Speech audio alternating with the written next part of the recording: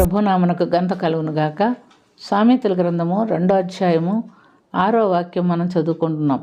యెహోవాయే జ్ఞానం ఇచ్చువాడు, తెలివియు వివేచనయు ఆయన నోట నుండి వచ్చును. జ్ఞాని అయిన సొలొమోను రాసినటువంటి సామెతల గ్రంథమును మనం ఇక్కడ గమనిస్తున్నాం. జ్ఞానం అంటే యెహోవా యందు భయభక్తులు కలిగి ఉండుటే జ్ఞానమునకు మూలము, పరిశుద్ధ దేవుని కూర్చుని వివేచనయే తెలివికి ఆధారం అని సామెతల గ్రంథం 9వ అధ్యాయం 10వ వాక్యంలో మనం చూస్తున్నాం. యాకోబు పత్రిక 1వ అధ్యాయం 5వ వాక్యం నుంచి మనం చూస్తే, ఎవడైనాను జ్ఞానం కొదువుగా ఉన్న ఎడల అతడు దేవుణ్ణి అడగవలేను, అప్పుడు అది ఆయనకి అనుగ్రహించబడును అని ఆయన ఎవరిని గద్దింపక అందరికీ ధారాళంగా అనుగ్రహించువాడు అని మనం చూస్తున్నాం. అయితే అతడు ఏమాత్రము సందేహింపక అడగవలేను, విశ్వాసంతో అడగవలేను. సందేహించువాడు గాలి చేత రేపబడి ఎగిరిపడు సముద్ర తరంగములను పోలి ఉండును. ఇట్టి మనుష్యుడు దేవుని ఎద్ద నుంచి దివనస్కుడై దేవుని ఎద్ద నుంచి ఏ మేలు పొందనేరడు అని కూడా మనం గమనిస్తున్నాం. కాబట్టి ప్రియమైనటువంటి దేవునులారా, జ్ఞాని అయినటువంటి సొలొమోను దేవుని యొద్ద అడిగి జ్ఞానం పొందుకున్నాడు. అతను భయభక్తులు కలిగి జీవించాడు. భయభక్తులు అనగా సామెతల గ్రంథము దేవుని యందు భయభక్తులు కలిగి జీవించటం అంటే మనం చూస్తున్నాం.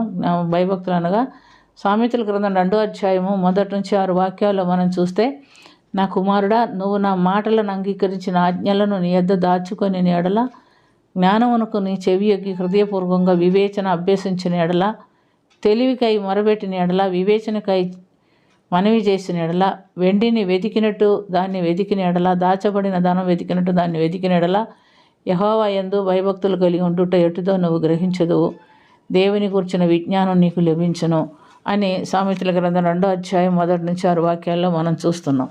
ప్రియమైనటువంటి దేవునులారా, యెహోవా యందు భయభక్తులు కలిగి ఉండుట ఎటుతో నువ్వు గ్రహించదువు, దేవుని కూర్చున్న విజ్ఞానం నీకు లభించును అని మనం చూస్తున్నాం. అంతమటికే యెహోవాయే జ్ఞానం ఇచ్చేవాడని కూడా మనం గ్రహించుకుంటున్నాం.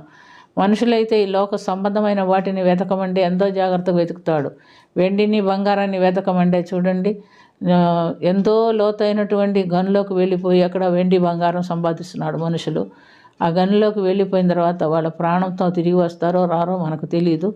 అయినను వెండికి బంగారానికి అంత విలువ ఉంది కాబట్టి వాటి కొరకు వాళ్ళు ప్రాణాన్ని త్యజించైనా లోపలికి వెళ్ళిపోయి దాన్ని సంపాదించుకొని తెచ్చుకుంటున్నారని మనం చూస్తున్నాం. కానీ ఈ దేవుని గురించినటువంటి జ్ఞానం కొరకు మనుషులంతగా ప్రయాసపడటం లేదు. దావీదు భక్తుడు కూడా దేవుని జ్ఞానం పొందుకున్నాడు.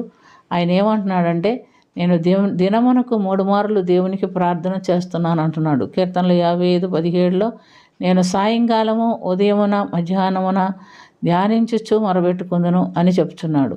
కీర్తనలు 119, 164లో అయితే, నీ న్యాయ విధులను బట్టి దినమునకు 7 మార్లు నేను నిన్ను స్తుతించుచున్నాను అని చెప్పుకుంటున్నాడు. ఈ విధంగా దేవుని స్తుతిస్తూ ఆరాధిస్తూ ప్రార్థన చేస్తూ దావీదు భక్తుడు మరణ పర్యంతం వరకు కూడా దేవుని జ్ఞానంలో కొనసాగుతున్నట్టుగా మనం చూస్తున్నాం. సొలొమోను కూడా జ్ఞానం పొందుకున్నాడు, లోక సంబంధమైన జ్ఞానం పొందుకున్నాడు. కానీ చివరి వాడికి దాన్ని నిలబెట్టుకోలేకపోయారు.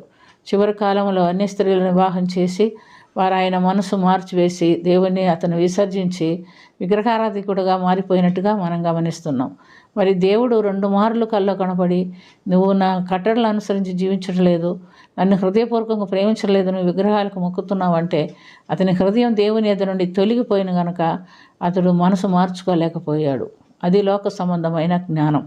దావీదు పొందుకున్నది దేవుని జ్ఞానం. కాబట్టి ప్రియమైనటువంటి దేవునులారా, మనుషులు ఈ లోకంలో లోక సంబంధమైన జ్ఞానమునకు ప్రాధాన్యత ఇస్తున్నారు. కష్టపడి చదువుకుంటున్నారు. కొన్ని సంవత్సరాల దాకా కొన్ని డిగ్రీల కోసం వాళ్ళు చదువుకుంటున్నారు. కానీ ఎంత చదివినా ఎన్ని చేసినా మనం ఒక్కదినం చనిపోక తప్పదు.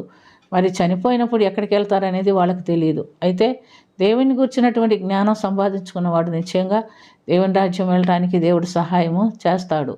ఈ వాక్యం మీద కానీ, ప్రార్థన మీద కానీ, పరిచర్య మీద కానీ అనేకులకు ఇష్టము ఉండదు. అనేకులు దాని కొరకు ప్రయాసపడలేదు, లోక సంబంధమైన వాటి కొరకే ప్రయాసపడుతున్నారు. కానీ ప్రియమైనటువంటి దేవునులారా, మనం దేవుని యందు మనసు పెట్టుకొని దేవునికి మొరబెడితే యెహోవాయే జ్ఞానమిచ్చువాడు, తెలివి వివేచని ఆయన నోట నుండి వచ్చును అని మనం చూస్తున్నాం. కనుక మనం ఇది మొదలుకొని దేవుని జ్ఞానం కొరకు మొరబెడదాము. దేవుడు మనకు జ్ఞానం ఇచ్చి ఆయనలో నిత్యము జీవించేదానికి సహాయము చేస్తాడు.